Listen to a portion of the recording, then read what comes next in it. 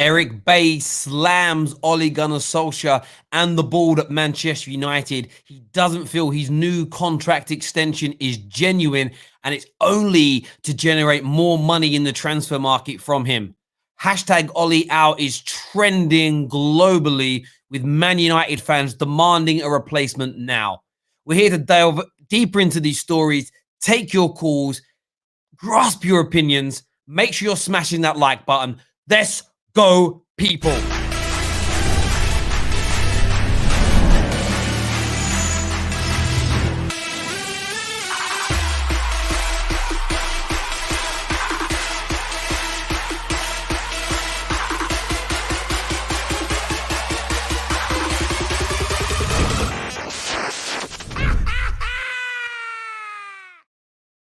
Good afternoon, welcome back. It's 5 p.m. It's a little later than 5 p.m. I had a call I had to handle, but it's 5 p.m. This is the terrace. You know where you've got to be. You know what you've got to do.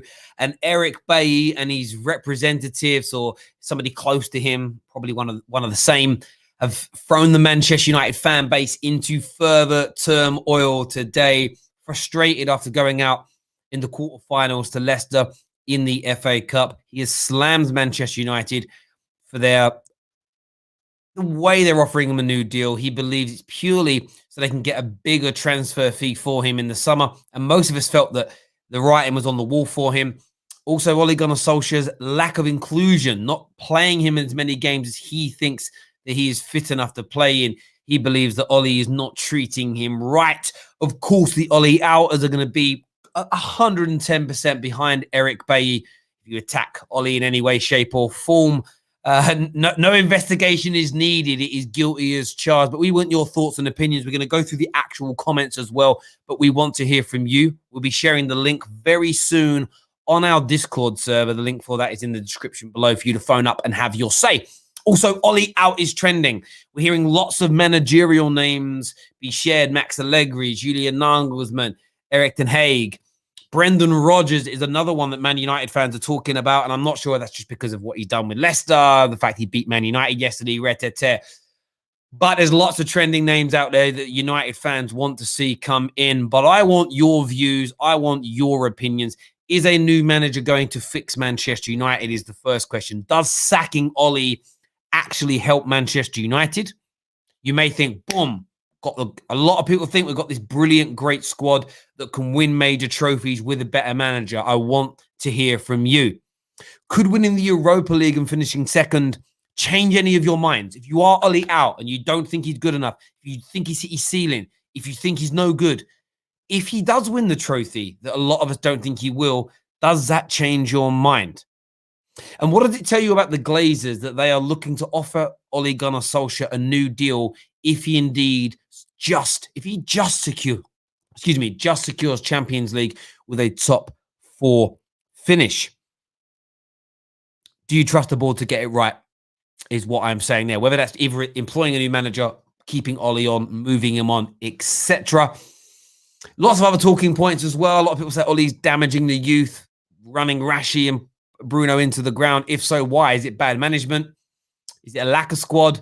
You're all going to have a different view and opinion, and you are the stars of the show. I want you to come on and have your say. Thank you very much to Shane, who's become a brand new member. I think he renewed his membership with the Football Terrace. A massive thank you for becoming an Academy member there. James here, James Mumford, says, Terry, we need a Declan Rice that can protect the defence. Man United certainly need more mobility in midfield that's coupled with ball players. Like, if we could put Scott McTominay's energy, tenaciousness, mobility into Matic, we're fine. We don't have that, though. You're absolutely right. Comment from one of my members here says, City edging United to the Premier League, knocked them out the League Cup. Angelo knocked them out the Champions League, and Iheanacho knocked Man United out of the FA Cup.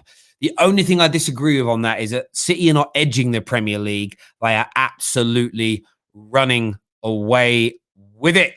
Absolutely running away with it. DJ here says, big up, Terry. Everyone in the chat. Ten Hag is a very good shout for manager.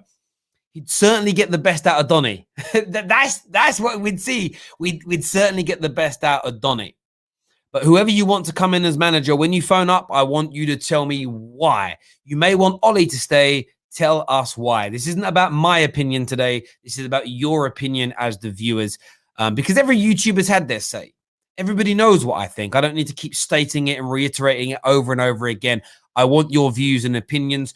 On the Eric Bailly situation, though, I will have my say on that. Let's go into what he said first. Let's go into what was actually said. So I'm going to read these comments out here. This is a friend of the defender who's probably a representative. Told Sky Sports, Eric loves the clubs and fans. And his family is settled in Manchester and he'd like nothing more than to spend the rest of his career at Old Trafford. First of all, perfect. Absolutely perfect opening line in every which way. Whether it's true or not is irrelevant. Got them fans on side. He says, but he feels the club has been very disrespectful towards him. And frankly, he's had enough. He feels that no matter what he does, he will never be first choice for Ole. He's now realized he's too good and too young to spend his time sitting on the bench. They then go on to say that frustrated at the fact that he knows that the club are offering him a new deal, but he believes that new deal is just so that he can be sold on for more money in the summer. What's your reaction to those comments? He feels no matter what he does, he'll never be first choice for Ole. Do you viewers think that he should be first choice? And if you do, why do you think Ole is not picking him? Do you think Ole is not picking him because Ole doesn't see the qualities that Eric Bailly possesses? Or do you believe he's huge? He's huge. Injury record.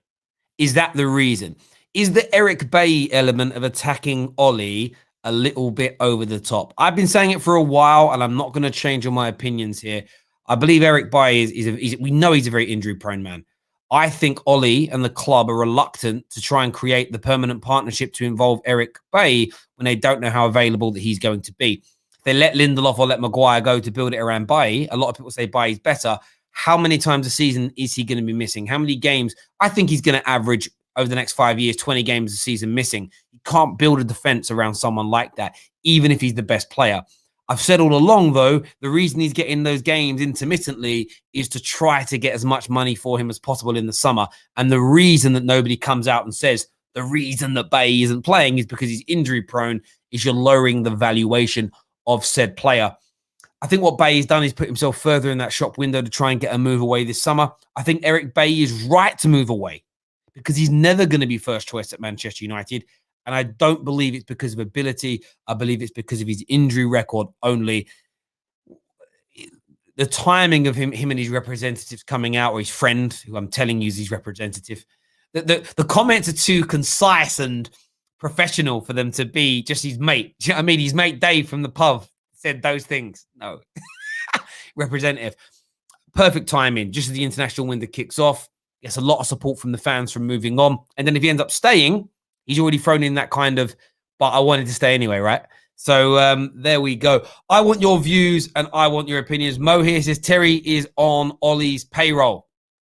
Yes, someone that's on Ole's payroll sits here on the internet and says that Ole's hit his ceiling, that I believe the club should look to move him on and bring in a better manager. That's exactly what somebody on Ole's payroll does. The difference with me, Mo, is that I don't think every element of criticism about Ole Gunnar Solskjaer is correct. So when people say Ole just doesn't see Bailly's qualities, I disagree with that point. It's because I don't think Ole plays him because he's injury prone and the club are trying to move him on, as an example. So I can want a better manager than Ole at the club, but it doesn't mean I have to attack Ole at every single opportunity based on every single scenario that is going on. That's kind of a weird one for me. So like I've said before, wanting Ole, that's why I've never considered myself an Ole outer, because too many people in the Ole out camp are too polarized, a little bit vile, and they hypocrisize themselves every single day. And I'm not about that. For me, I think Ole's reached his ceiling, but does it mean Ole's wrong about every decision that he makes at the club? Absolutely not. I think anyone, I personally think if you want to put your faith in Eric Bailly and you think he should play every week and you want to try and develop a partnership with Bailly being front and center, I think you're just going to end up disappointed because he's going to spend 20 plus games a season, if not more, away injured. So you'll never actually get to see that partnership really flourish and come together. What the club needs to do is look to bring somebody else in to partner either Lindelof or Maguire. I don't really care which, but they need somebody of Eric Bailly's quality or better, but who has a better injury record. Remove the player and look at the circumstance. I think that's what's needed there. A half-fit Bailly is better than your £80 million trailer. Maybe so, but it isn't about him being half fit. It's about him actually being fit to play, and he's not on a regular basis. I think he's had 5 individual injuries this season and missed over 60, 70 days of game time. He's had 2 major injuries at the club. To deny his injury record is idiotic. Eric Bailly is a player I love. Whenever he starts, I'm happy. I think he's a brilliant footballer, but we know he has injury problems. To act like he doesn't is disingenuous and is intellectually dishonest. Terry is sitting on the fence.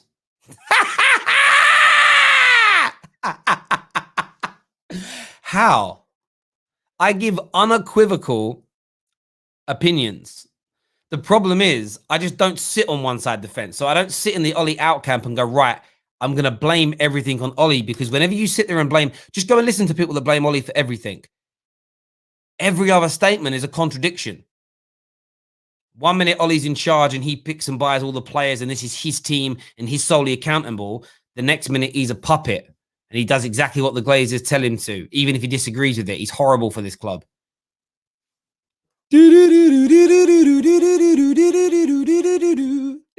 It's just a madness. It's just a madness. You don't have to. It's like this. Do I think Bruno Fernandes is the best technical passer in the world? No. Doesn't mean I don't think he's absolutely amazing.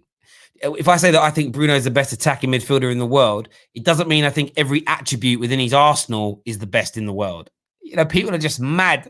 What do you mean? If someone says, oh, you get the other side, people go, KDB, best attacking midfielder in the world. Does he score as many goals as Bruno? No, but someone can think KDB's better by weight of attributes that are better than Bruno Fernandes, and vice versa. You don't have to think every element of Bruno is better than KDB or vice versa to prefer the one. In fact, when it comes to a preference, nothing has to be better. You can have a preference. People are weird this day and age. It's all or nothing. It's all or nothing. Oh, there we go. There we go. Terry Reid, I test his comment. What's it going to say? Oh, here we go. Ole is a clown. Bailly has been through a lot, worked so hard, and even performed well when given a chance, but can't make the first team over the big head and Lindelof at the football terrace. Yeah, but again, what you've done there, though, see, I test has done the stereotypical thing there. I test has attacked the problem. Bailly hasn't been put into the team, but he hasn't said why. And he'll have one of 2 answers, and it will be he used favoritism, or he just doesn't understand Bailly. He doesn't see that he can't see that Bailly's a better player, and therefore it means he's a trash manager. That's going to be the answers, and we know that neither are true. We know that it's injury concerns that he has. It's as simple as that for me. But that's what he's saying. That's what he's saying. I bet you they're one of his answers. There we go. We're going to get you all on the air now to come and have your say. I'm going to share the link. First place I'm going to share the link actually is in the Football Terrace WhatsApp group, which most of you are not part of that. Maybe in the future. You never know. We're going to put it in the Discord server as well for you to come on and have your say with us. I'm going to share the link in there right now. 1 second. My wonderful audience, my beautiful audience. Shared in there with them, man. And that. Right. Let me just paste this again. On my keyboard. I have one of these Bluetooth keyboards. It annoys me. It keeps like cutting out. Shared in the Discord server as well now. Zaza here says, but he is not injured now. How can we concern if we if he didn't even get a chance to injure himself. Well, so what you've got, so it's not about not being injured at this moment in time as such. It's about the development of a partnership. Now, the last few weeks, Man United, barring this weekend, and by the way, none of the goals this week were because of Lindelof or Maguire. The goals this week were because of our midfield being run through for the first two. One run through the second goal, Fred's mistake for the first, and then McTominay falling asleep. Defensively, the partnership kind of worked okay. We've been very, very good. What you'll find with Eric Bailly is the sports scientists and the doctors, in my view, will be continually putting him near the red zone, which means he's at risk of injury. Because I just don't think his body can cope with the intensity and the speed of the game. It's as simple as that for me. Even most games he plays in that he gets through, there'll be a moment in it where he goes in for a tackle or there's a clash or he falls, and you sort of see a bit of a moment where his shoulder's hurting or maybe his head's hurt, and it's sort of, he's always like it. And I just worry about him. Do I wish that he wasn't injury prone? 110%. Is he the best centre back we've got? Yeah. But we can't look beyond the injury record. And there's no point, in my opinion, trying to build a future around Eric Bailly in defence, because I believe he's always on the edge of another major injury. So let's just say we go, right, Eric, you're going to be first team a week in, week out. There's the new deal. Lindelof, we're selling you. We're building the defence around Bailly and Maguire. I think you're going to miss Bailly for at least 1/3, if not half the season, at a bare minimum. So you never be able to create that partnership.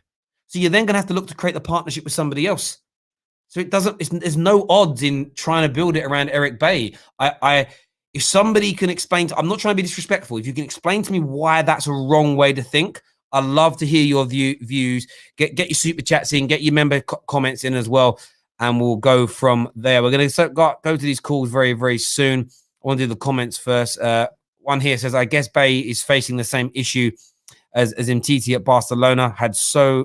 Has had no, I don't know what that word is. Is that a word? I can't say it. Something in his knees. Just injury prone. Some players are like that. Who else is a bit like that? He was one of my favourite players that was always injured. I was going to say it wasn't him. Darren Anderton. This is me growing up as a kid. I used to love Darren Anderton. But the guy was, I swear his nickname was Sick Note. Like, honestly, old-fashioned sort of working class nickname for someone like Eric Bailly is Sick Note. Just always got something. That person you work with that's always ill. Like, he's just always injured. I actually looked at it earlier. I think this season he had 5 or 6 individual injuries. He really, really has. Iron Robin, Ledley King, they're prime examples. You can't build teams. Iron Robin kind of solved it near the end of his career. There's no doubt. But Ledley King is a brilliant example. That guy was out all the time. But what do you make? Matip for Liverpool, another example. You can't build the Liverpool defense around Matip because he ain't ever there. You know what I mean? Do you know what I mean? It's a madness. It's a madness. I had a friend of mine, right? She's a good girl, but she was always off work ill. She's quite a sickly person.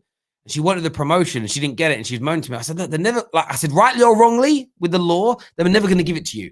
I said, you spend about 6 months of the year off sick, right? Yeah. I said, so they're not going to put you into a senior role where they need you in work every day. I said, they're going to give you a different excuse, right? They're going to say it's some other reason. But in the cold light of day, they're not giving it to you because you're never here. Sometimes in life, you just got to wake up and smell the coffee. You know what I mean? You got to do it. And if you can turn it around, then maybe not. Eden Hazard's got major injury problems now. Man's always, I swear they said he's got an injury now in his back where doctors are a bit like, we don't know what the hell it's called. It's a madness there. It really, really is. Let's do some more of these comments coming in here. People, this is from the mod Lincoln, says people out here blatantly avoiding injuries, Bailly's injury record to suit their agenda. Disgusting. Yeah, listen, but it is what it is. They want to phone up and if you can show me that it's not his injuries and you think it's another reason, come with logic. Come with logic. I don't care what your logic is as long as it is logical. Just saying, oh, Eric Bailly, I don't know, Maguire must have nudes on Ollie. That's just old, dead banter. It's actually so bad. You know the people it makes laugh? It just makes silly people laugh. Do you know what I mean? Make silly people laugh. You know, the people that play drafts instead of chess. I'm joking. I don't know how to play chess. I don't know how to play it. I tried to learn once, and I did get bored after 10 minutes of reading. I got bought a chess. An auntie bought me a chess set for Christmas. She bought a kid on a council estate a chess set. I was like, rah! Where are my trainers? I wanted a pair of blue Diodoras. She bought me a chess set, bruv. Chess set. Can't believe it. Can't believe it.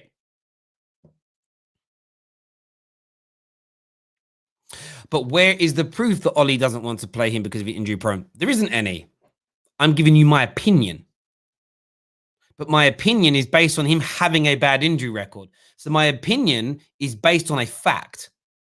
Saying Ole has favoritism is just an opinion based on a hypothesis, based on a kind of weird Twitter rumor. There's no facts that Ole favors and is better friends with Lindelof or Maguire than Eric Bailly.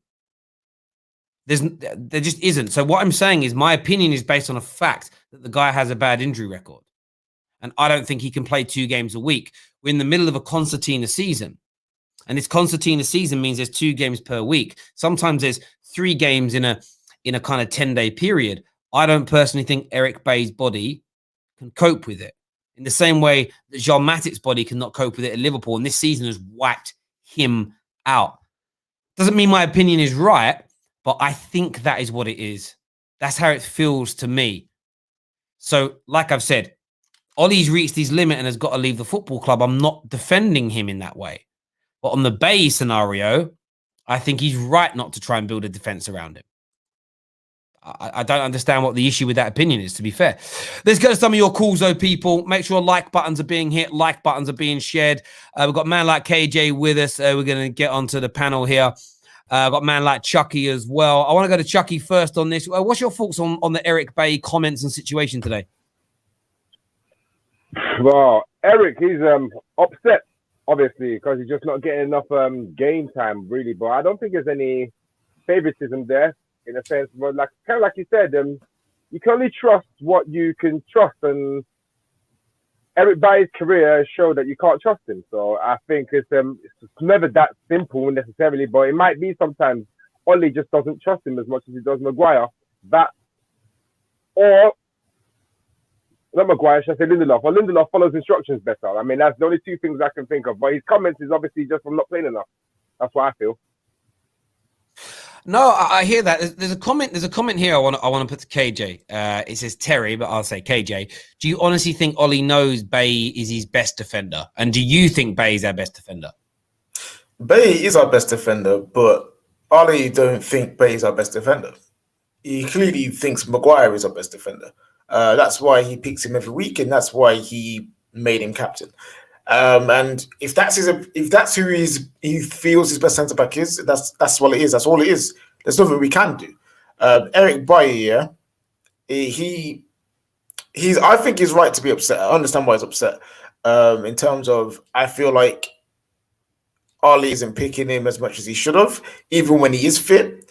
I think he's only had like the max games he's had in a row for us is what 3 or 4. I remember he went through that period towards December, towards the New Year, that he played games on the bounce. So I thought, yes, okay, maybe we're going to come and he's going to get games. But then he got a slight knock, and then he's been out the fold again. I can see why that's frustrating. I can also see the club acting like, oh, yeah, don't worry, Eric, we'll chat to Ole, we'll get it sorted, we'll make sure you... And there's never fulfilling the promises as well. So I think it's the entire club thing. It's not just Ole's like the reason why the things are going bad. It's also the club, the way that they're talking to Bailly, the way that they're giving him false promises that, oh yeah, this new contract is because you are the guy that we believe in, bro. It's not that, bro, and he knows it. So yeah, from top to bottom, you can clearly see there's massive issues. But I personally believe Eric Bailly is our best centre back. So, but do you think that Ole thinks? I think it's fair to say Ole thinks Maguire's the best because he plays him all the time. He plays him more than he plays Lindelof, so he would suggest that he thinks he's the best. Do you think Ole believes that Lindelof is a better overall defender than Eric Bailly? I think he's a more reliable defender. I think Ole probably thinks I can count on Lindelof.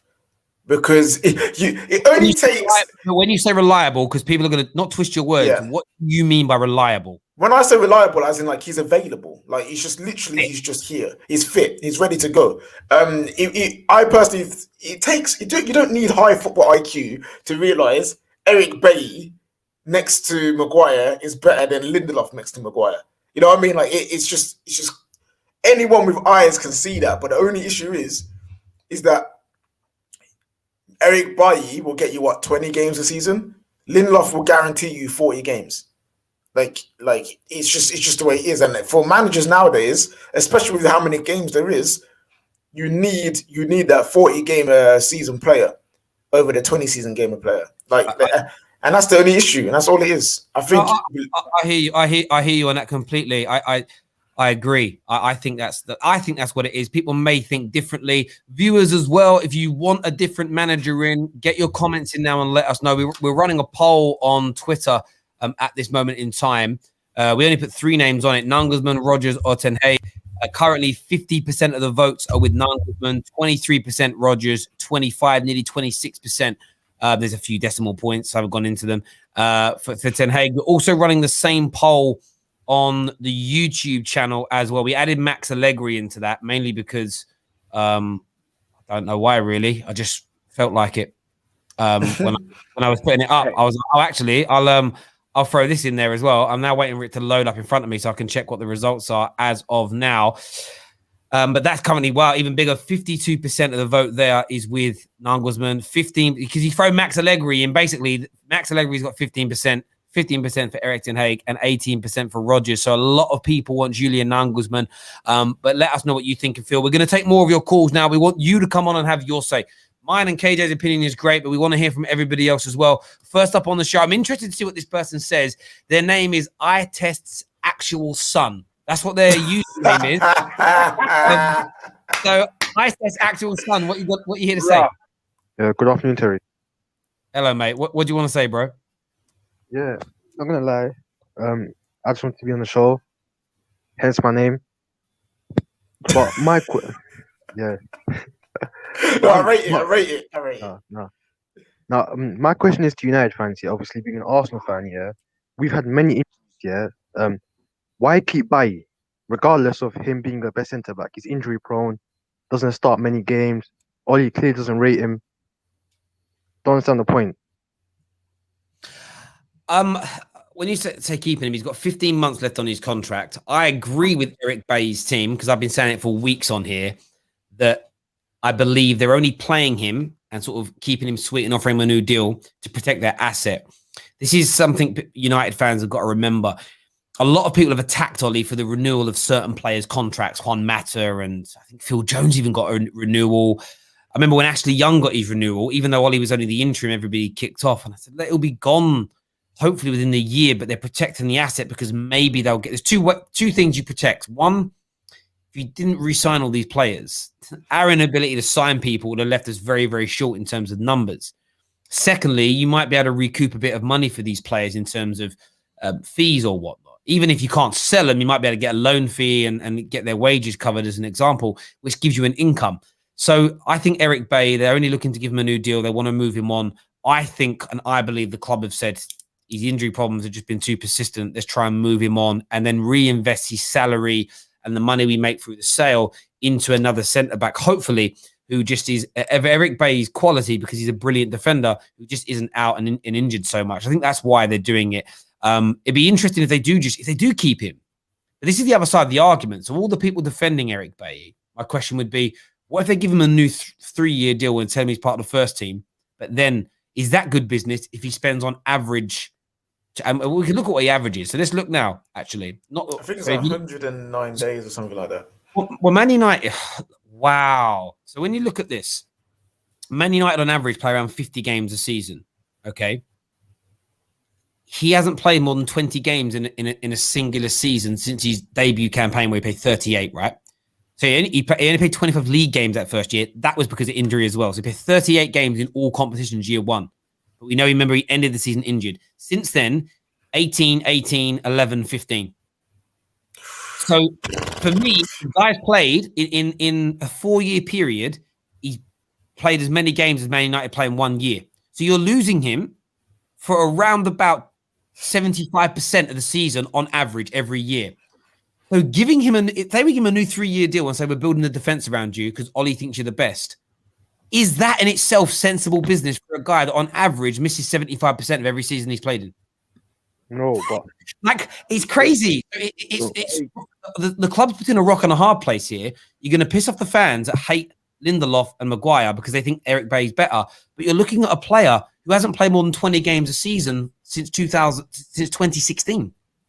no, but I see United fans saying, "Oh, Bailly's our best centre back. Let's buy a centre back to partner Bailly in the long term." It makes no sense. Would you trust Bailly to be injury free for 15 games minimum a season? No, I personally wouldn't buy a centre back to be his partner. I have Eric Bailly in the squad. You know what I mean? That's what I personally would do. But he clearly is showing that that's not what he wants. He wants to be a first team player and know that as soon as he comes back from injury, he's playing again. I think that's what it is for me. It feels like, yo, I'm good enough to be a starter. And yes, I may have my body may be weak, but when I do get injured, when I come back, I want to be guaranteed back in the starting lineup. Because you know, if Harry Maguire got injured, as soon as he's back fit, Harry Maguire's go back into the team. So he's probably thinking, why can't I do that? But I think that's why if you look at the big thing they're complaining about, it's this new deal is so they can get more money for me in the window. Yeah, but me personally, but the club, I don't think Bailly will sign that contract. No, he won't. But he said he won't. Yeah, no, but he said he won't. He said he won't because he feels that they're only making him do it so they get a bigger transfer fee for him in the summer. They're looking to sell him. The reason they're not playing him loads this season, it's obvious, is because they don't want him to pick up another injury so they can sell him. That's why Eric Bailly knows they know that they know. Yeah, you know why? Because his teammate's called Phil Jones, and that's exactly what they did to Phil Jones how many years ago. They made him sign a new contract, not because they wanted to keep him, because they thought, oh, it's Phil Jones, he's English. If we give him a new contract, we get like 30, 40 million for him when we transfer. Guess what happened though? Man played a couple of games, got injured. Man goes to training, gets injured. So now you're stuck with this brother. Instead of letting him go on a free for like a couple of years ago, you've stuck with him with his mad wages for a player of his quality. It makes no flipping sense. It is what it is, and I think go on, mate. Isn't that a problem? Because obviously my brother and my dad are United fans, and they say, "Oh, we need loads of transfers this summer. We need a right winger, a 6/8, a centre back." You not basically by you not signing that contract, doesn't that make you have to buy another centre back? Bruv, now you're missing the point. Even if he signs a new contract, they're going to sell him. They're going to buy a new centre back. They don't want him because he's injury prone. Reason he's annoyed is he's saying, you're only offering me this new deal so you get more money for me. So do you know what? I'm not signing the new deal. Get rid of me now. Let me move on. He doesn't want to be given this sense of hope. He doesn't feel that he's being supported. Now, he can have that opinion, and I think that's why it all comes full circle. Listen, bro, thank you very much for calling in and having your say. Really appreciate it, bro. Comment here says Eric Bailly is built like a Waterford crystal. I assume they're brittle. I would assume they're brittle. I don't know. Yes, Chucks. So, my opinion, first of all, Eric Bailly is not our best defender. He's our most athletic defender, which is slightly different. And I think what I was trying to allude to earlier on is comments Ollie makes about Eric Bailly, and he has done. I noticed it mostly from Ollie, and it's Eric Bailly gets injured because of what Eric Bailly does, rather than Eric Bailly following instructions. He plays football differently. We're excited by it because he's here, there, everywhere, because he's recovering from being out of position, but he's so natural as an athlete that covers him. I don't think Eric Bailly follows instructions how Ole wants, and he does slightly different stuff, and which leaves you with your heart in your mouth sometimes, and inevitably gets him injured. I think what's going to be interesting, we're going to jump in some calls. I think what's going to be interesting about this, and I always say this to people when it comes to a player leaving, we can all have our opinions, but let's see who signs him, where he goes, and how he plays. Because if a lot of people say he's elite level, let's see what elite clubs come in for him. And I'm not saying he shouldn't go there. It'd just be interesting to see where he goes, how he plays, how he progresses. We look at like the Chris Smalling thing. He left, went Roma, killed it. this year, like he's been injured all season. Performances haven't kind of been where they needed to be. You know, as much as Jesse Lingard's gone to West Ham and killed it, and Lukaku's gone to Inter Milan and killed it. Sanchez has left and has been pants.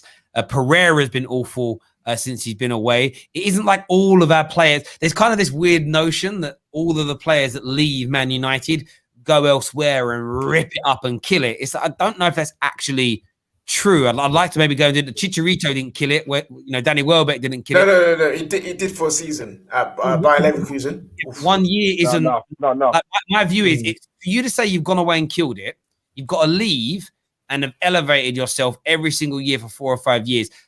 Memphis has done well, but again, not in one of the elite leagues. So the point is, a lot of it gets drawn into that.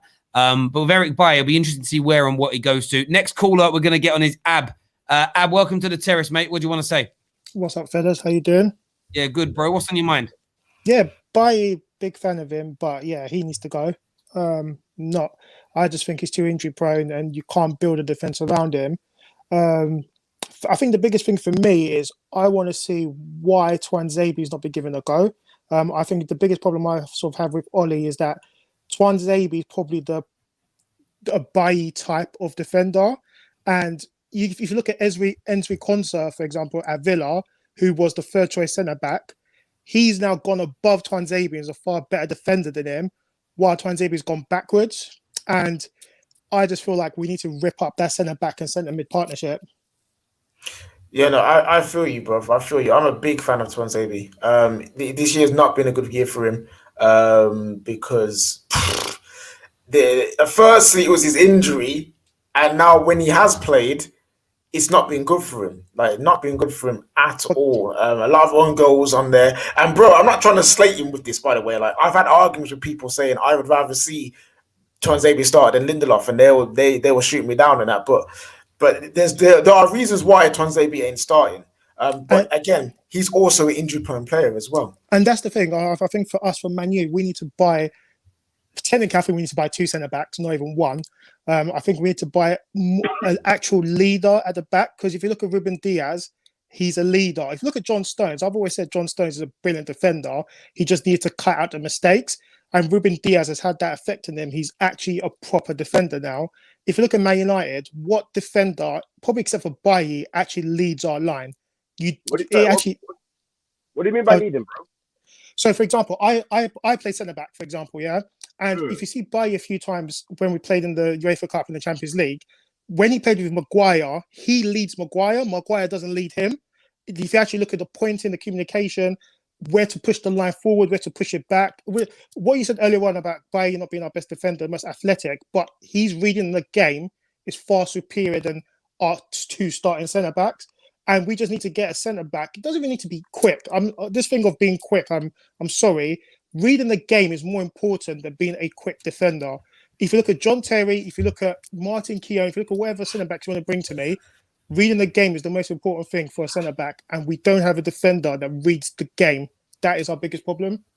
I hear you on that. I think it's a combination, isn't it? It's about having some speed around you. So you need, when I look at our core yesterday of Maguire, Lindelof, Matic, and Fred isn't particularly quick. I sort of look at him for there's no mobility in that you get run through. Having a Maguire level player in terms of speed who can read the game brilliantly is fine, but I do think you need somebody next to you they don't need to be blistering like Rio Ferdinand or Yap Stam, but I think they need to have an element of athleticism about them. And like I say, I'd love Bailly just to be fit.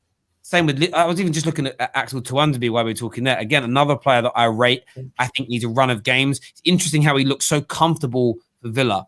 But yet, whenever he plays for Man United, it's always up and down. Why? Because he's not getting a lot of game time. But since he's been back at Manchester United, he's missed 47 of our last 74 games through injury. And the funny thing, a question that we need to ask now is because if you look at Bailly at Villarreal, he was never injury prone. If you look at Tuanzebe at Villa, he played a lot of games. So what training are we doing that we're getting so many injury prone players, especially as centre back as well? Because if you look at Smalling, and I hear that. I personally, I don't think it's necessarily training. I think it's the intensity and the level that we're playing at. At Villarreal in La Liga, Eric Bailly can be the quickest centre back while jogging. You know what I mean? Like he doesn't have to sprint full pace. In the Championship, yes, it's intense, but the level is not as high in the Championship as it is in the Premier League. So, and when you play for Man United, you do more one-on-one duels, you do more sprints, so therefore you're going to push your body further. Yeah, and also on top of that as well, I think it feels like we've had injury problems for years at Manchester United, and that isn't just with. And this is where, again, I know everybody likes to just go at the manager, but we've had injury problems since Fergie's time. You know, they're like Smalling and Phil Jones. Two of the biggest reasons they didn't progress in their careers was because they were bloody injured all the time. And people forget this, and it's something that's been systematic with us in terms of who we pick and how we play as well. Abs, appreciate you coming on, mate, and having your say. Thank you very much indeed. Remember, we are talking about replacements for Ole. Ole Out has been trending now for nearly 24 hours globally. United fans seem to have had enough of him. It's not about my opinion here. I want your opinion. Should he stay? Should he go? And who should replace him? But if you don't have a reason as to why, you're going to get the laughing sound effects the whole time. You've got to have a rationale. You've got to have a reason as to why you want him out and what this new manager is going to come in to do. Next on the show, we're going to get Rumba on the show to have you say. Rumba, welcome to the terrace, mate. What do you want to say? Yeah, you're right. I was listening to you, Terry. You was talking about why basically Ole Out says we want Ole out, and we sound a bit too toxic. Some sound too toxic. Yeah, all right. Basically, come on, you can't. Watching United for the past 3-4 months is frustrating. Like, I think, name me in the 20 managers in the Premier League. Name me a manager that's Ole's actually better than. Steve Bruce. Chris Wilder. Yeah. No, he's not better. Chris Wilder's taken the team from League 2. You can see the type of the way they play. You can see how they play. Every single manager, you can see how they play, and you can't say. Are you saying Steve Bruce is better than Ole? Bro, he's proven. Just don't look at the guys. Don't look at the guy. What's happening in Newcastle? Newcastle's got their own problem. You can't blame that on him. Newcastle's got their own problem. AJ, go on. Newcastle's got their own problem. This guy, I'm trying to say, this guy, any manager, look at what just happened to Chelsea, bro. Chelsea, you don't recognize them. If you give a team, anybody with like any good manager this job, I think Man United could win the Premier League this season had we had a good manager. So that's what I was going to say. I just wanted to sort of let you get to that point. So you think Ole's the worst manager in the league?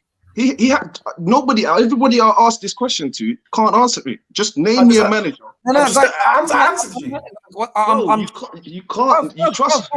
Bruv, I'm just trying to have a conversation here to understand where I'm asking your opinion. So you think Ole's the worst manager? He is the worst manager in the Premier League. Wow. And that's fine. And I don't even care to debate that because that bit isn't important to me. My point about the toxicity when it comes to Ole is how some Ole outers blame him for everything, but then one comment then contradicts the next comment because all they want to do is put every single bit of blame on Ole. So like I always make the case in point around he's a puppet, he's controlled by the Glazers, and the next minute he's in complete and utter control. Those two things can't exist at the same time. It's a complete anomaly. My view is this. I think Ole's a good, we're talking elite level managers here, right? I think he's good. So do I think Steve Bruce could do better than him at Manchester United with his squad? No, I don't. Do I think Big Sam could do better? No, I don't. I've got the list in front of me. It's interesting. I think some managers out there, like the Ralph Hasenhuttls, would make us play more attractive football. Do I think, but this is where I differentiate between a lot of fans. I think there's a lot of managers in the league that could make our football look better, but I still have no faith they would win us the major honours. So for me, I'm still not happy to settle for just prettier football without the titles.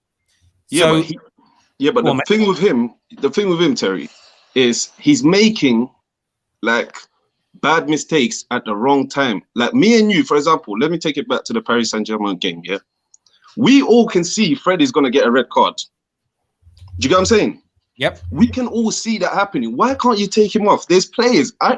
My biggest problem with him is there's players, they're playing bad and he's not taking them off. Rashford, there's times you're like, bro, please just take him off. Mate, I agree. Mate, listen, all these things, all these criticisms of Ole, I agree with. Like, that's what I'm saying. And with this Tuanzebe thing, Tuanzebe played well against PSG. Why put him on the bench the next game? Give him a run of game. Let's see what you can do. I agree. I mean, again, a lot of your criticism of Ole, like a lot of the things that Ole Out is saying, I say Ole Out as in that group, I agree with. I don't defend those elements. Where I defend things is when people say things like there's been zero progression under Ole. I don't like the hyperbolic nature of that, because we just last season to this year, we have got better with getting one more point. Now, I'm not saying it's enough, but I don't like the kind of over. It's like someone saying it's the same as someone saying Pogba ain't done nothing for this club. That's stupid. Yeah. He hasn't done as much as Paul Scholes. But he's done something for us, and that's my point. I don't like those, and I defend all Man United players and managers from those sweeping statements that are factually incorrect. But what happens in this modern day where people look at it and go, did Terry just defend something about Ole? Yes, that means he backs Ole on everything. And it doesn't mean that. That's what I get. So after time, I'm not even arguing the points on Ole in, Ole out. I'm defending my position. So I no longer challenge anything people say.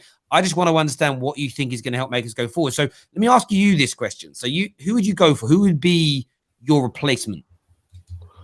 My replacement would be Nagelsmann. And you think Nagelsmann would take this squad? How many members of this squad do you think could play Nagelsmann's style of football? How many new players would you need? That's the thing, Terry. That's what you've just touched on. That's United's biggest problem. And we can see that. Like, he plays so many people that can't play football, like actual passes. Like Wan-Bissaka, we know he's a great defender. Attacking, bro, he needs to fix up.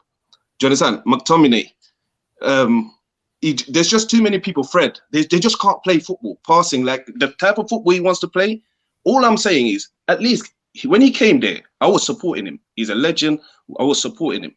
There's people in under 21s. Go and get them. Give them a chance. That's why we went to get him, because he was talking about, oh, this is our DNA, bringing the youths and all of that. How many youths has he actually played? Like, when he gets things, just play them. There's people. I understand that. So I get that. So if Nagelsmann comes in, a better manager could win the league. Yeah. How many of our players are good enough to play Nagelsmann's football? Oh, well, the whole of the strikers are. Okay. Yeah. Pogba is. Bruno Fernandes is. And Van der Beek is an Ajax boy. That's the type of football he plays. So you think so? I agree with you with all the players you mentioned. I think they all can. They all can. And people forget Mata's not finished, bro. When you watch Mata, certain things Mata does, you're like, bro, why does he not even give Mata and Bruno Fernandes against Newcastle? I watched them once. I'm like, why don't you just give these players a chance? He's just too defensive. It's like he's protecting Maguire and Lindelof. I totally understand that. And I think Bruno is an interesting one you mentioned there, because a lot of people say things like Bruno couldn't play in a progressive manager style. I'm like, listen, Tuchel, Poch, and Klopp all wanted to sign him. So these guys, and those guys all play. So we know that he can play football. My biggest fear is this with a Nagelsmann, and it ain't Nagelsmann as such. It's we bring him in. We have enough players now for his football to be the new football to be noticeable, and for us to improve further. I don't think we've got enough in this squad with multiple competitions and rotation and injuries to win the league playing with Julian Nagelsmann. And then it comes back to the board level, but I don't trust them to make enough signing for us to get over the line, or it takes too long and our fans run out of patience. So everything you've said about us improving as a team, the only thing I disagree with you on, the only thing is I don't think Nagelsmann could walk in with this squad and just win us a league. And my fear would be, bruv, is that if he doesn't walk in and just win us the league straight away, the knives come out for him and they turn in the same way. The ball get sort of cold feet and change direction again, and it's back to square one. I just want us to have a progressive notion moving forward and stick to a plan. And I think we've done well with Ole, but I think Ole's taken us to a certain ceiling. I think if Nagelsmann come in now and took over this squad, and then over a couple of summers got 6-7 additional new players, we could be in a really good, strong position if we stick to the plan and move it in that direction. That I really do. In terms of the Eric Bailly situation, Do you think it's? Why do you think he's not getting played enough by Ole? The thing is, I agree with everything you just said before. When you was talking about that they want to sell him, they don't want him to get injured. Do you understand? But I agree with you with that. But is that Ole's reason? Ole's like, no matter what to me, it's like no matter what anyone does, he's still gonna pick them two. Like, for example, Bailly plays great. For example, one game against Fulham, the next game, Lindelof's back is okay, he brings him back. I'm like, then you're showing favoritism. To me, that's I think I agree with both of the guys what they said. He needs to go because he's a good defender, but he's just you can't build a team around him, bro. You can't trust him. I just want to pick on something you said in terms of this whole favoritism thing. Yeah. Guess what? Every manager has favorites. You know what I mean? Yeah. It's a very confident. I'm not saying you're wrong with it. I'm not saying like you can't say that, but it's like every manager has favorites. That's why certain players get more game time than others. So I'm always say people who say, but he's picking favorites. Okay, then tell me a manager that don't, and then I'll cost him for picking favorites. That's all I'm saying. No, but Guardiola has his favorites, bro. But he still drops you when you need to be dropped, or if somebody's playing well. Kyle Walker was playing good. I hear you, bro. Sorry to interject. I agree with you. I think what happens is in these situations is if a manager's favorites are your favorites, you care less. It's a natural thing to do. Equally, when if Ole was top of the league by now by 15 points, no one would care about. But all these same issues still existed. Nobody cares as much because I remember chatting on this show last year with Liverpool fans, and we were all telling them about Firmino not scoring goals. None of them cared because they were top of the league. Suddenly they start dropping down the league, and we've got to drop Firmino. You know the flaws. It's like Martial. Martial's been playing like this for time, but we weren't saying nothing last season because he was scoring the goals. Oh, well, more so, we weren't. People weren't moaning about Martial as much when we were top of the league. It's only when we start to drop. And it happened. It's just nature, mate. Listen, great call, mate. Thanks for coming on and expressing your opinions, mate. Really appreciate it, mate. Speak to you again soon, brother. Take care of yourself. Super chat here says, Bailly is quick and ruthless. Midnight Vibes episode last night was epic. We are so proud of your work ethic, Terry and Elite. I was about to say I wasn't on that show, but cool. And Elite KJ, keep it up, guys. If you think this work ethic is good, wait until I can't show the paperwork because everyone will get it. Wait till this announcement comes out, and then you are going to see elite level work ethic, big shows, loads happening. We've got another caller coming on now. We've got Who Knows coming up. We've got Aaron coming up. We've got TJ next. But this says Man United becoming a stepping stone club and sign post-prime players like Cavani, Falcao, highest wages in the Premier League. Why aren't they attracting better talent? Well, can I answer it? Because my man's got the ball. He's got the ball ring as his DP, and that's my hometown and that. You know what I'm saying? For one, to be a stepping stone club, that means you must go on to a better club. And if you look at all the players that leave, no one really goes to anywhere that's better than Man United. Like, no one goes to Madrid, no one goes to Barca, no one goes to Bayern. You know what I mean? Like, no one goes there. So we're not a stepping stone club. So that's one. Two, signing players past their prime. Cool. I'll let you have that one, my brother. That's fair enough. In terms of attracting better talent, in the same time frame that you're talking about Falcao, we signed Martial, who was a very good talent at the time. We've got Rashford in there. He easily could have left and not signed a new contract. Who else have we got? We signed Amad Diallo in the summer, who's got one of the best talents in Europe. Like, come on, bro. Do better, bro. Do better than that, my brother. Do you know, listen, I think what it comes down to is this. We've signed some talent over the years, but we've never had a consistent approach, which has yielded the best. So at the moment, I don't care what people think that everyone's opinions on our style is. Whatever we're trying to achieve, the next manager's got to take that and elevate it to the next level. So sometimes I look at Tuchel, and I look at Tuchel as a natural progression from a Lampard. Lampard was trying to play possession-based, open, free-flowing, a pretty-looking football. Like he was. Tuchel is just better at doing that.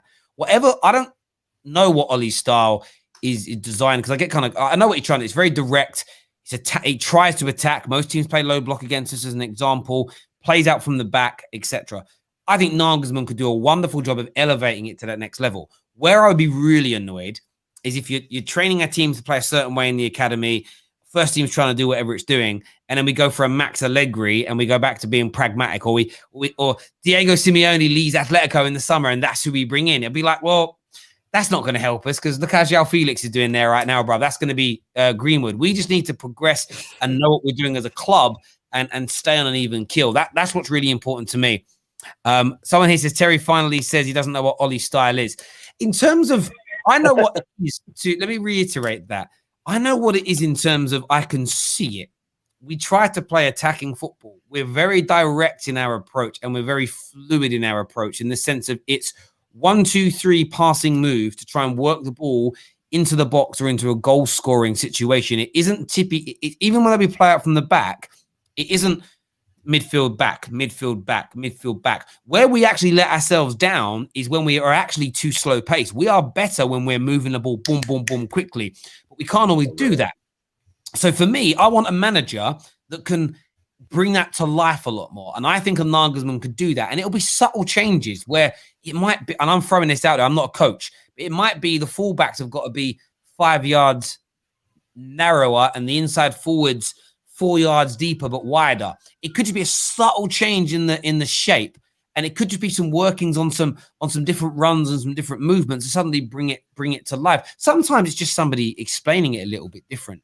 You don't need to what Man United don't need, essentially what I'm saying is we don't need the new guy that replaces Ole, whether it's this summer or next year, to come in and try and reinvent the wheel and start all over again and try and instill something brand new. It's, okay, what were you learning?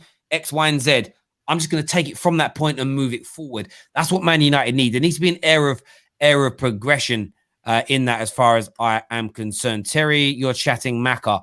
Well, bro, I appreciate that. But phone in and prove me I'm wrong. Tell me how I'm wrong for not wanting my club to scrap everything we've been trying to achieve with Ole and go in a brand new direction, and every single player being taught a brand new system and a brand new style and brand new fundamentals, brand new shape, brand new formation.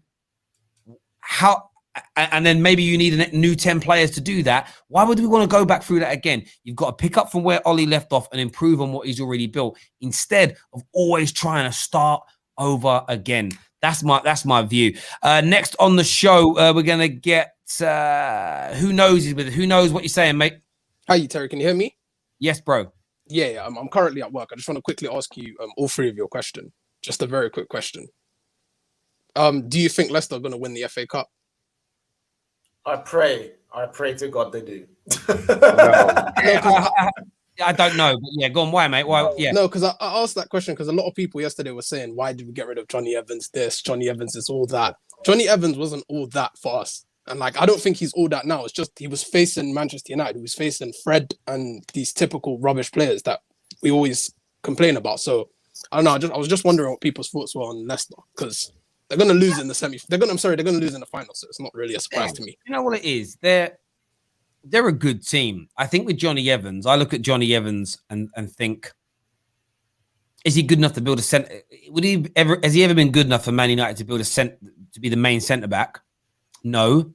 If you had a world-class centre-back next to Johnny Evans at Man United, it's like that's fine. Johnny Evans is as good as Maguire, in my opinion. So we could have kept Evans and it would have saved us 80 million quid, which we should have spent years ago on a Van Dijk, or we should have got Koulibaly 2 or 3 years ago. That's where we should have spent the money. Hindsight is obviously a very lucrative thing. So that's where I look at the Johnny Evans side of things. In terms of Leicester, they could win the FA Cup, but the problem is you just can't look beyond Man City. And if they play Man City, they're so far from being like. Yeah, but Terry, you have to like the other team. They can possibly come up against is easy as well. You know what I mean? Like Chelsea, it's Chelsea, bro. Chelsea. If it's not Man City, it's Chelsea. So like, either way, it's a hard. Either way, it's hard. Yeah, either way, it's hard. But why you? I still believe there's more chance of beating Chelsea than beating Man City at this moment in time. Yes, Chucks? They could lose to Southampton. This is Leicester, man. We just watched them in Europe. Come on, guys. It's true. The reason to beat us is because we do what we do. And we seem to do that. Yeah. Have a half-decent game, half-decent result. We do some madness. It's Leicester. That's true. Man, I'll be surprised if they reach the final. That's my answer, man. No, I I agree. think they will. I think they will personally. The comment here from Sophia that says Leopards don't change their spots. These are the same players that walked around against Liverpool for Jose. Ole is a scapegoat. I don't know. I don't know. See, what I see more problem is it's two things. I see a lack of consistency at Man United. And that's because we have a lot of players that are not very good to brilliant on the elite level spectrum. And we have a manager and a coaching staff that are not on the very good to elite Who have level. no experience. Yeah, and have no experience. No, So that creates. no. What do you mean, Chucks? I can't accept that they have no experience. That's just not true anymore. I mean, it's low experience, but it's not no experience. We're talking about Ole like Ole just started managing last year. It's just not the case. It's been a long while now, as in, so I won't say they have no experience. It's just not the greatest. And that's the point I wanted to bring up. I said it before, as in a lot of people who want Ole out, I don't think you want Ole out. I think you want a new coaching staff. It's not the management that's your issue. Every time I hear people's opinions, because if I just replace Ole with Sir Alex Ferguson, Ferguson ain't tweaking little bits of intricate flipping play in your patterns. No, he's not. He's a manager. I think people want coaching staff. I think that's Ole's problem rather than Ole the manager. No. Yeah, Chucks, don't get twisted. They want Ole gone too, bro. They want all of them gone. Some people just don't like Ole the character. Some people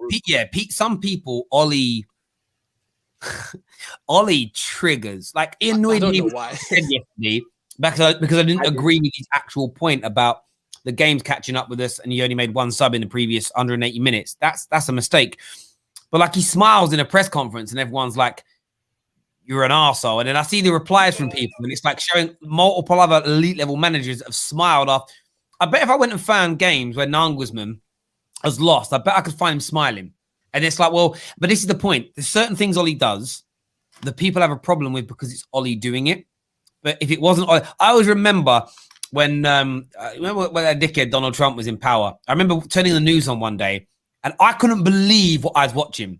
And I thought, oh, what's he said? Like, what's he done now? Like, terrible things he done. And it was that him and his aide had their feet on the sofas in the Oval Office.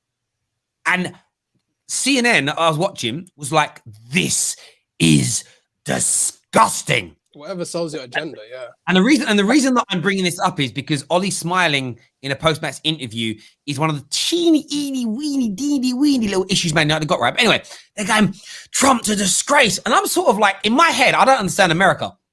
So I'm like, is there some kind of rule about you have to have your shoes on in the room? I don't know what it was.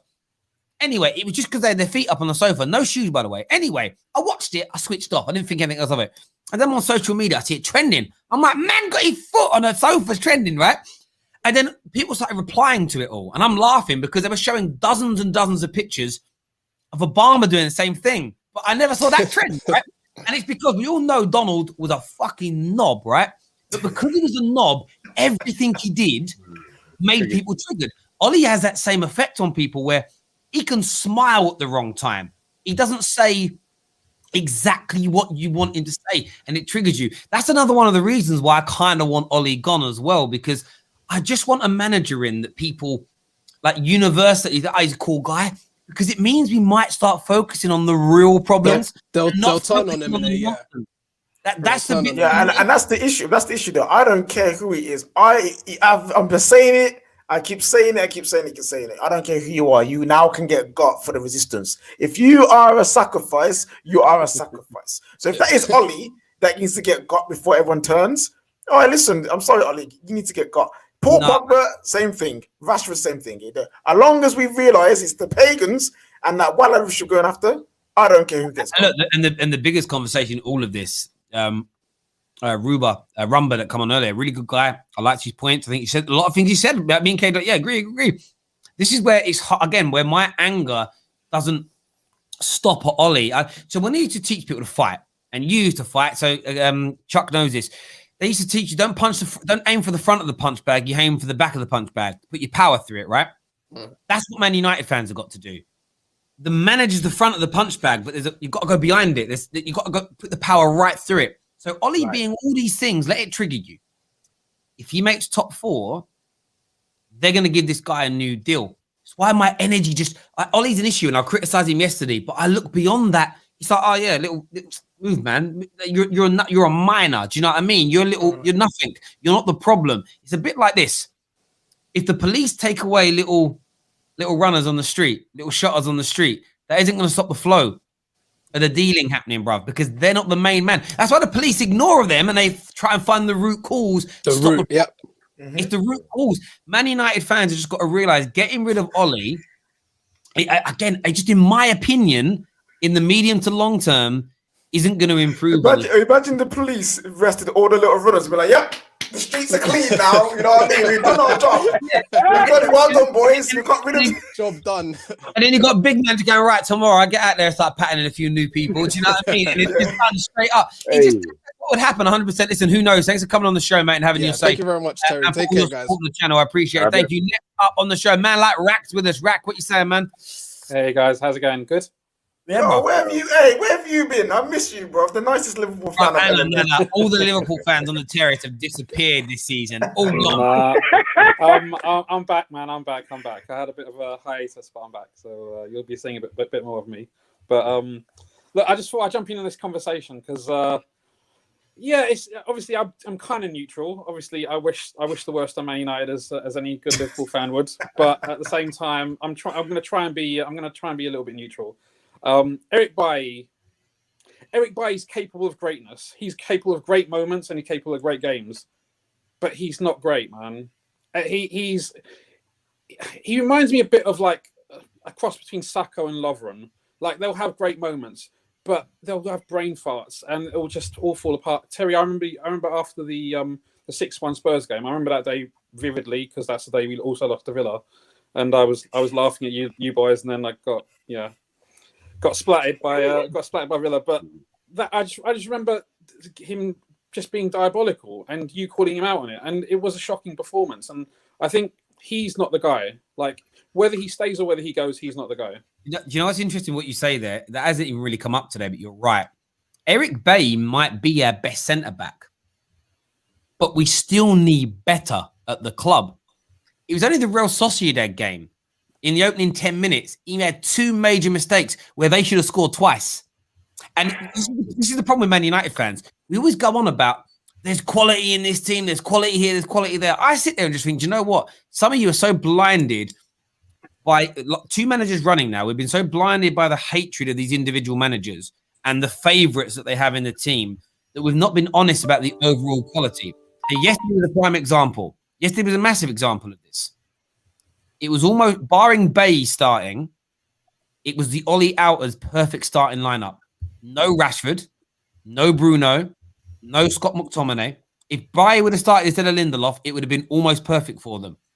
And we were equally one of the worst performances of the season. Bailly started in a number of games this year. What? Just kill it today. Now Bailly's in. Oh, we lost. Overall, we still need better quality. And Man United got into a habit of having micro penis competitions. Yeah, but mine's still like 1 millimeter bigger than yours. Bruv, no one wants either of them. That's it. That is terrible. but also, if Ole wants, if he thinks that Bailly is capable of greatness, but he just doesn't think he's reliable, he can't get consistent performance out of him. That's also a reason for him to prefer Lindelof and Maguire. If he thinks that, you know what, the at peak, what's his name, Bailly's better. But if I need to trust somebody to, each game in, game out, also in terms of just giving me, 7 out of 10, 8 out of 10 performances, these guys are going to give it to me. Whereas Bailly might give me a 9, but he might give me a 3. Then that's a choice, right? That's a choice the manager has to make, and you can't really criticize him for making that choice because it's understandable to some extent. No, listen, bruv, I get it. This is what I said to some previous call. I get the Bailly situation completely. I really do. We're gonna add some more callers. We've got we're gonna go to Sharim next. One of our members, Sharim. How's it going, bro? Yeah, I'm good. Thanks. How are you? Yeah, good. What do you want to say? I just want to say that I love these weekly OLE OUT shows. They're amazing. Honestly, like every single week, rather if you draw or lose a game, there will always be an OLE OUT show. Wow. Like you can't expect a team to win 38 games a season. It's ridiculous. Even if we win, if you don't win by 6 goals, it's not good enough. No. It's like, bro, it's like Have you heard that Chris Rock joke where he goes, "You can fuck a girl with a diamond dick and she'll still complain"? That's what I feel about Ole Out. It's honestly, it's like, what more do you want from the poor lad? Like, he's got you second, he's doing well. What more do you want from him? Well, do you know what I think it is? And this is my worry. People talk about standards. If the football was prettier, but we were still in this situation, I think less people would moan. This is where I become a bit of a bastard, because I still would, because I want the club to get back to consistently challenging for titles and being a good team, where you can have the odd year where you're off, like Liverpool are this year, but I'm pretty sure yourselves are gonna bounce back and do whatever it is you need to do. But I do hear where you're coming from, bro. I do get where you're coming from in relation to that. But we have to have these conversations. It's trending. The Bailly news comes out, and we have to let fans come on and have their say. If you have a better manager who can play better football, it doesn't necessarily mean you're going to be where you are now. Like, you're second at the moment. Let's be honest. You're only second behind one of the best teams of our generation in the Premier League. That's still a very good achievement. And even if, for example, you get a manager who can play better football, you might not get you there that high. You know, some of the players that he's got now, they might not be able to play the way that he wants them to. So I don't get what more do you want from the guy. Like, okay, the football's not all that, but you're better than where you were a few years ago. We've got to a point in football now where pretty football is now the goal for many people. Like I think some people would rather come in fourth with nice football than winning a trophy with ugly football. Hence, like, why managers like Jose and Simeone don't get as much props as others, because their football's crap. You know what it is, and I think that's the issue now. Like, I feel like what people are saying is our position and our lack of trophies would be more palatable if the football was better. Yeah, and I think that's what it is. Yeah. But I agree with you, but that's the thing with me. That's why I do focus on the quality of football. But we need to be able to win, and I don't feel like our board are ever going to put us into a position to continually win. And I think they're not serious on that. A lot of the people that shout, and this is where, like, there's receipts being taken, screenshots saved on my external hard drive for everybody saying I've got high standards, I've got high standards, I've got high standards. If a better manager comes in, but we don't win league titles and we don't win the major trophies, and after, say, 2 years, you're not saying they're not good enough, you are, for me, I will make it my personal conquest to just make you apologize on the internet. I will just, because that's the thing for me, my standards are going to stay the same. If the football becomes exhilarating, but we're still not winning the major trophies, I will still be complaining about two things. Do we have the mentality to get over the line and win things? And or are the board backing the manager to an extent to where we can actually win? Is the squad good enough to handle? Because we've seen with Liverpool this year, Liverpool squad isn't good enough to handle 3 or 4 injuries. The system falls down. So quick question. My challenge from my club won't change whether the football's better from an aesthetics point of view or worse if we're not winning titles. I think KJ's bang on. For a lot of people, if the football's pretty and it gets praised on social media, that'll be enough for a lot of these fans. Quick question. Define better, if that makes sense. Better, a very easy definition for me.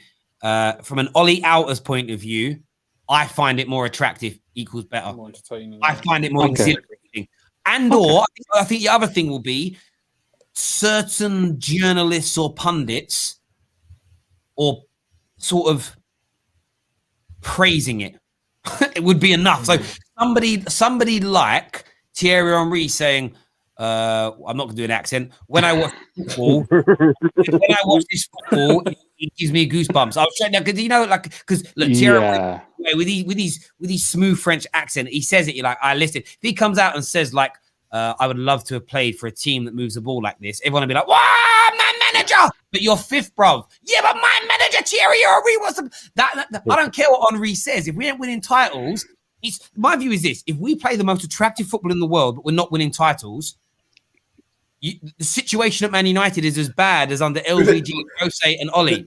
Liverpool fans should know this though, because I remember you guys were on the verge. Like, you were on the verge of saying club out at the time, because you're like, we play this heavy metal football, winning 4-0, 4-2, 5-6, and that.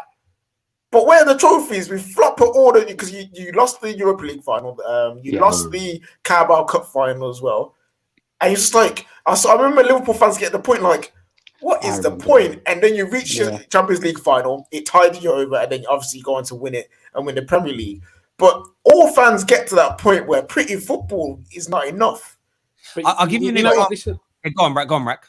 So this is also why, even though I don't think Ollie's the man, but you can't say that he's done badly. Like, you finished third last season, coming against, obviously a very good Liverpool side and a very good Man City side. You're probably going to finish second this season. Like, how could Man United realistically have won the league this year? Like, what would you have needed in the summer to bridge the gap between you and City? Like, I don't know. I think you would need hundreds of millions of investment and those players to hit the ground running. So I hear you on that. I understand where you're coming from with that, but it's about progression and moving. And this is where it comes back to the club being run well. So the only team that can outspend, if we're run properly, because of FFP, nobody can actually outspend us. We've spent a lot of money since Fergie retired, but we've done it on 4 different projects. So it hasn't all been to move in one particular direction. We're also terrible sellers as well, so we lose a lot of money, even on players that haven't done so well. But it's about having an overall plan that brings it to life. And there's a comment here I wanted to highlight and bring up. That says, Terry, if it's what you want, go support City. No. So like I said, it doesn't mean, just because we're not winning the league doesn't mean I'm going to throw my toys out my pram. As long as we're competitive, the football's good, and we're looking to try and win trophies, then I'll be happy, because no one can guarantee victory. My point is, I feel we're happy just to accept top 4. So if we come second this year, but everybody said, you know what, a world-class centre-back, a top-level CDM, and a creative inside forward, a Grealish or a Sancho could make us champions, but that's going to cost 150 mil, but we're comfortable in top 4, I don't think we'll spend it. Well, I know a Man City or a Chelsea would spend it to get over the line. And this is the thing I'd say about Man United fans settling for just pretty football, and I hope it doesn't happen. And I will call the people out that do that, who at the moment say that Ole inners have no standards, because I think certain people, a lot of the Ole outers on Twitter will hypocrisize themselves as long as they're happy with the pretty football. Is this right now? Most Chelsea fans are loving life under Thomas Tuchel. The football's better, it's more progressive, they hold on to the ball more, it's prettier. But if in 18 months they're not, well, if in 18 months they haven't won St. Major, he's gone anyway, because you have to turn it into trophies. The difference between Chelsea and Man United, though, you know that they're going to keep backing their manager when it comes to financials. Look what they spent last year. They're looking for Haaland this time round. It's a crazy one for me, but that's my only fear. Thing to add to that is that Chelsea will spend money. So regardless of whoever the manager is, they'll back him. They'll back him regardless. And then even if it's not working, 3, 6 months, 12 months, 18 months, they're in the River Thames by the end of it. And they'll get another guy in the repeat process and spend whatever they want. Whereas United, on the other hand, you're in the top 4. It's like, right, we've done our jobs, lads. Right. Oh, do you want that player? No, we'll get you something crap instead. We'll get you the cheaper option. That's the one. So we're slowly becoming, in terms of on the pitch, we're slowly becoming Spurs, to the bottling everything, no matter what. And in terms of business, we're slowly becoming Arsenal, just being happy with top 4. You know what I'm saying? And it's just being, and in terms of being our history, we're slowly becoming Liverpool, and we're gonna hit 30 years, bro. You know what I'm saying? Like, we are becoming the worst version of all these teams, bro. Like, it's peak, man. At the end of this season, if Ole wins the Europa League, finishes second in the league, I think it's very, very difficult to say that he's done a bad job, and to sack him when he hasn't done a bad job, it's just like just trying to be complete neutral about it. It just seems it would seem weird to me. Like, he hasn't done a bad job. You know what's really weird about it is I did hear someone last night say, with this squad, we should 100% be winning the FA Cup and the Europa League. Europa League now at this point, with who's left in it, I would agree. But to say we should. Everybody, the same people, the same person, by the way, good guy, also says that Chelsea and City are better than us. So why does that mean that we should be winning the FA Cup? It's that, again, those are the kind of comments I look at and go, nah. The Europa League, we're the best team in it. Sure. We are the best team in it in terms of personnel. Ole, a good manager, should be able to get us to win this tournament, especially as the harder side of the draw is ours, but we've got 2 legs to beat the teams we're with. So you can afford a poor performance in one of those, one of the games against Granada, one of the games against Granada, sorry, one of the games against either Roma or Ajax, you can afford a bad performance in one of those games because you've got a second leg to recover, like we did against AC Milan as an example. So we should be getting to that final, and don't matter who from that other side, we get to the final, doesn't matter any of those teams, we are, even Arsenal, we are better than them and we should be winning. The FA Cup, if we beat one last night, we should be winning the semi against Southampton.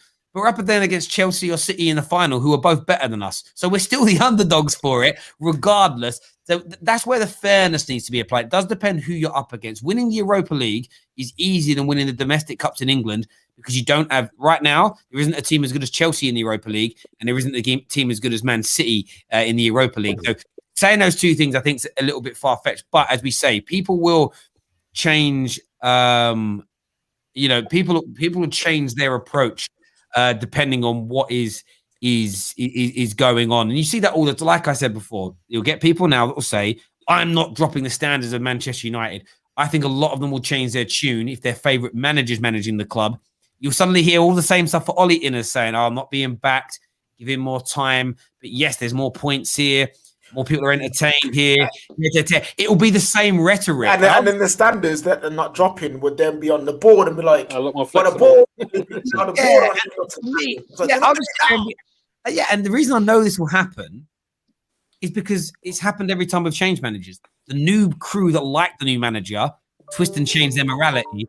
It's why I ignore to a degree who the manager is when talking about the overall club. It shouldn't matter. It's about the standards of the football club, how we operate in the transfer market, and the trajectory that we're on, or the path that we're on, we need to stick to. And that's the same for every club. And it's why Man City are so successful, because they have a vision and they have a path, and you always deviate and go in slightly new directions, but you're still heading that way. It isn't like they go, right, we're halfway through the Pep project. Pep, you're gone, bruv. Who are you going to have to replace him? If you went from Pep to Diego Simeone, it ain't going to work. It has to. No.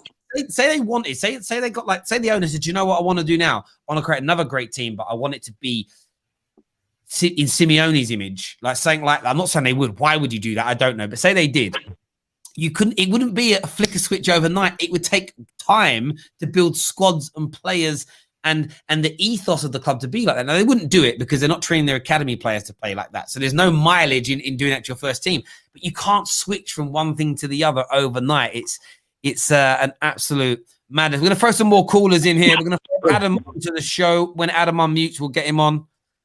As he Quick thing on Simeone. I'd love to see him in the Premier League. You'd hate to. No, I'd love to. I'd love to. Yeah. He's just I just think he's the type of guy who decks someone, and I think he'd deck a referee. Him and Sean Dyche, bro. Oh, God, that'll be a match I want to see. It'd be an interesting one. All right, we're going to listen, Shurim, thank you very much for coming on, mate, and having us. Really appreciate that, bro. Thank you. Next up, we're going to put Hawk on the show. Hawk, welcome back to the terrace. What you saying, mate? Hello. I would just like to talk about how about the OLE out thing. I think what we should do with Ole. I think if he wins Europa and we finish second, if we want to keep a good relationship with Ole and not make it go all tits up, is basically say thank you for everything you've done, but we're gonna move on and get a different manager in, like Julian Nagelsmann or someone else, like a top tier manager. But that's the thing, Glazers won't do it. Or if we want to just carry on and see how it goes, we try and back Ole, but the Glazers won't do it. So either way, the Glazers won't do anything. So it's just going to end up like every single manager, and it's just going to end in a colossal, and it's just going to collapse because he's put a good mindset in the club, but that's going to fail when he's just going to keep on losing games, or at some point keep on getting us to semi-finals or quarterfinals, and we're just going to bottle it because that's what has happened over the past few years. We haven't got good enough players. Listen, I kind of understand what you're saying there. I think, listen, Hawk, thanks for the call, bro. Really appreciate it. I think that, like I've said, so many things that the Ole outers say are right. So many of their criticisms of Ole are right. But like I said earlier, whether it's the example of, you hit the back of the punch bag and not the front of it, whether it's key stage 1 through to key stage 3, or root cause analysis, whichever kind of example you want to draw from. Just thinking replacing the manager solves our problems doesn't for me, because if you bring in Nagelsmann, there's probably 7 or 8 players good enough in this team with mobility and technical ability that could play them styles. The one thing about Julian Nagelsmann's teams, they run. Pep's teams, they run. Half our team can't run. They are not quick. They're not fast of foot in terms of that. So you need to improve the mobility of the team, and then you need those players to have good skill playing ability. So suddenly, like Lindelof and Maguire have got to go straight away. In fact, nearly all our centre backs have got to go that play in the first team. Matic is out. McTominay is out. Fred is out. That's suddenly that's 5 or 6 already of our first team players that we have to replace. How long is that going to take Man United to get 6 new players in and get rid of those 6? 3 years? 3 years. 3 years. Right? You can't get rid of them all anyway. And you're right. So let's just say Nagelsmann comes in. I'm confident in Rashford, Martial, Greenwood, Bruno, Pogba, Van der Beek. Those 6 in terms of our forward players, they could play that kind of football. But you need more than those 6. You've got to be able to rotate. That's the front end. Cool. Say the front end's fine. I'm happy to accept that. The back end isn't. We need a new right back because I don't think AWB is good enough on the ball. So you got to find a new him. Shaw could do it. But then you start going into our bench, barring no youngsters. Mad could probably do it. I haven't seen enough of him to know, but I think by what you've read, he's got the talent. But you start going, Dan James is done. He's out of here. He's good for running. He's good for running, though. He can run. Yeah, but Dan James and Scott McTominay and Matic are almost the epitome of Manchester United. They have one of the attributes needed or main characteristics. They either can run and they've got good mobility, or they're really good technically on the ball. But we don't have enough that are good at all of it. And this is where some of the lesser teams in Man United, they play a bit of football. And it's because they aim for players that are good on the ball and got good mobility. And you add them all together and they play quite a nice flow football. They're never good enough to win anything, though. The top teams have that athleticism and that mobility across the majority of their players. Equally, they have highly technically gifted football players. Liverpool's system wouldn't work with 11 Jordan Hendersons. It just wouldn't. You get away with a Jordan Henderson or 2 in terms of overall ability when you've got lots of quality around them. Man United, it's just there's too much in between. So even Nagelsmann, it's going to take 3 or 4 years to build a team that could win the league. And you're going to have those reactions, and you're going to have those reactionary fans, just like KJ said. There was some reactionary fans in the early days of Klopp where things weren't going 100% to plan, who may have immediately gone for the Klopp out thing. And you're seeing a little bit of it now, all right? But anybody who understands football, anybody who knows football, you're going to have to give Nagelsmann time. You're going to have to, just like Klopp was given time. And, there was progress under Klopp. And I'm sure whoever comes in, as long as they're good managers, there will be progress as well. But there has been progress under Ole. Like, just to deny that, it's just not fair either. No, I totally understand. I totally understand where you're coming from, and this is what I would hope for, and this is what I would say to a lot of Ollie outers that are out there on social. We're gonna add TJ to the stream now as well. I always want to ask them up front now, like, are you prepared to give a manager whose football you like more time? How are you going to back them? Or actually, no, not more time. Are you going to judge them by the same standards? Do you get what I mean? Like, if you love the football but they smile after a defeat, are you going to kick off? That's what I want to know. I'm only playing when I say that. I love how it triggers. So, well, no, you've been out of order. I'm only having a laugh and a joke. Because I know it isn't going to happen. It's all fun. TJ with us. What you saying, bro? I was just going to come on to talk about Ole Gunnar Solskjaer. Obviously, I'm not a Man United fan, but I don't think he's good enough. I think his tactics aren't good enough. I personally think Mikel Arteta is nowhere near good enough. Yet he's been schooled by Arteta 3 games in a row, which is obviously concerning. Do I think he's overachieving? Yeah, so I am kind of contradicting myself there, but I do think he's overachieving with the squad he's got. As for the Bailly thing, I don't know what it is, because I know his injury record is terrible, but surely you would just play your best defender until he gets injured. Play him when you can. Yeah. So no, because it's about building up partnerships and building trying your best. So again, the fact that people don't think it's a good system or any system, that isn't relevant to this. Ollie's trying to build as much stability as possible in his team so players can learn each other's game, they know who they're going to be working with on a regular basis. One of the biggest criticisms we had, and this is where we as fans need to remain consistent, moral, and integral, is we moaned for years, why do we keep changing our centre-back partnership? Why do we keep changing our backline? I remember under Jose, I think it was like 20 games running, it was a different combination, and we moaned about it. Now we have a manager that's trying to play the same backline week in, week out to give us as much stability as possible. And no, we just want to play Bailly every single time he's available and mess that up. So again, we seem to want to change our morality and our thoughts on football based on how we feel about the manager as opposed to anything else. I feel you have to try and create partnerships. I think you have to try and create.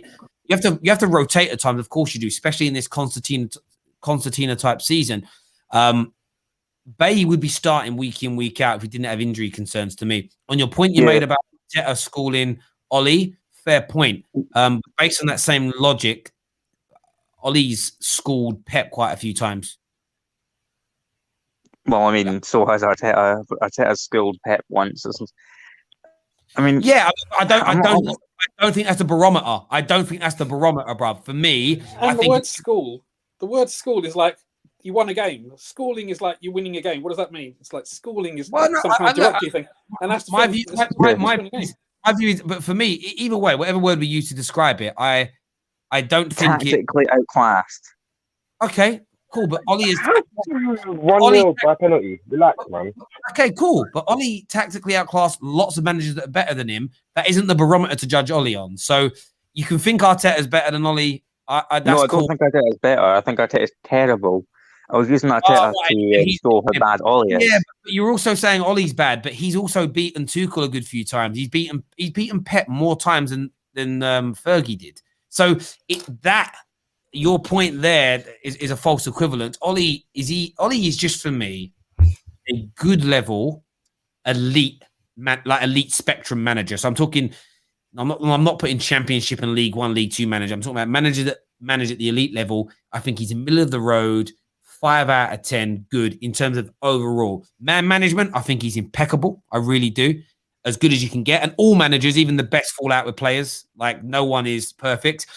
Technically or tactically, I'd give him about a 2 or 3. So I think that's why I put him middle of the road. Can I say something about Tuanzebe? Yeah, go on, mate. Yeah, I was just going to say I don't think he's that good.